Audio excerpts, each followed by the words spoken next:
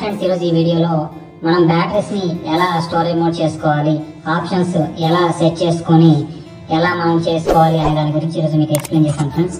మనకు నార్మల్గా charger on చేసిన తర్వాత మనం బ్యాటరీస్ కనెక్ట్ చేసిన తర్వాత మనకు ఇక్కడ స్టార్ట్ బటన్ ఏదైతే ఉంటుందో దాన్ని క్లిక్ చేసినప్పుడు మనకు ఫాస్ట్ ఛార్జింగ్ అనేది మోడ్ బ్లింక్ అవుతుంది ఫ్రెండ్స్. దాన్ని మనకి స్టేటస్ యారో పైకి ఉన్న బటన్ క్లిక్ చేస్తుంటే మనకు స్టోరేజ్ ఆప్షన్ అనేది వస్తుంది. తర్వాత ఇంకోసారి స్టార్ట్ బటన్ క్లిక్ చేస్తే మనకి యాంప్స్ బ్లింక్ అవుతుంది. ఆ యాంప్స్ అనేది మనకు 10 amps పెట్టుకోవాల్సి ఉంటుంది ఫ్రెండ్స్. 10 amps పెట్టుకున్న తర్వాత మనం స్టార్ట్ బటన్ గట్టిగా క్లిక్ చేసి పట్టుకుంటే మనకి ఇది స్టోరేజ్ మోడ్ అనేది కంటిన్యూ అవుతుంది ఫ్రెండ్స్.